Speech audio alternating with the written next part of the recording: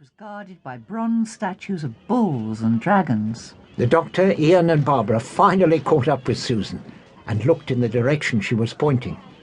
Susan was not, however, looking at the splendid gate itself, but at the plains which lay beyond it, outside the city walls. Hundreds of tents stretched out as far as the eye could see, and it was to here that the women were making their way. In the distance, they could see, waiting to greet them, the king, seated on a throne and attended by 4 men in uniform. As the women approached the king, they each knelt before him and laid their gifts at his feet. Barbara looked at the gate. Of course!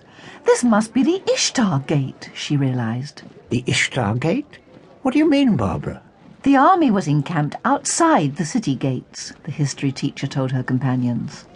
Like Rome, Babylon was a holy city, and few armies ever camped within its walls. The gate, she said, was built in honor of Ishtar, who ruled over the world of love and the world of war, and it represented the border to the goddess's 2 domains. When someone crossed the gate into the Hanging Gardens and into Babylon, they left behind the world of war and entered Ishtar's other domain of love and peace.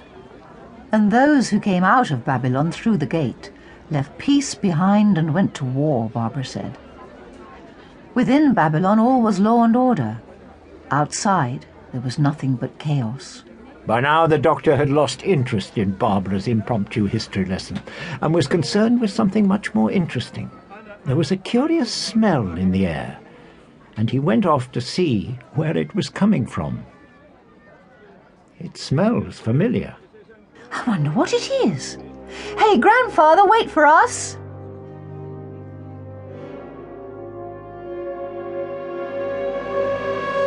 The smell was coming from a muddy patch of earth, not far away from the encampment.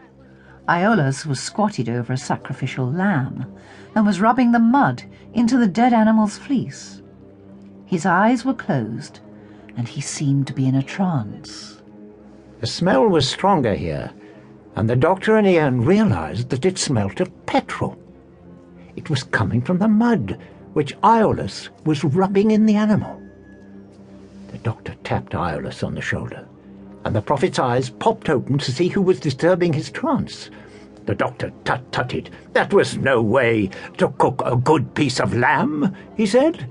And if Aeolus rubbed the oil on the animal, all that would happen would be the meat would be charred.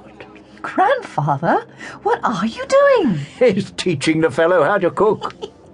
The Doctor was now busy making a small mound on the ground, all the while telling Aeolus of the best way to cook the beast. Aeolus looked at the Doctor as though he was mad. Now, come on, and help me light this thing, Chesterton. Have you got any matches? The Doctor asked, and indicated the lamb, which he had placed on a makeshift spit made from some tree branches. Aeolus continued to look goggle-eyed and speechless at the Doctor. Ian took a box of matches out of his pocket and bent down to light the fire. Suddenly a spear whistled through the air and landed in the ground between the Doctor and Ian. The Doctor and his companion turned to see who had thrown the spear. A man in his early 30s, handsome and clean-shaven, with long blonde hair, was standing before them.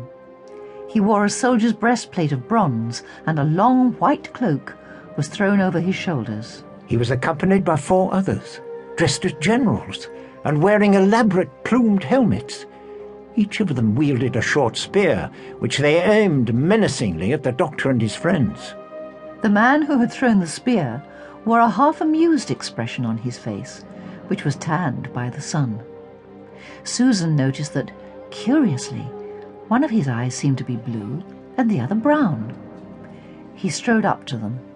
You must not disturb Apollo's priest, strangers. Apollo's priest? The newcomer indicated Aeolus, who was still squatting on the ground.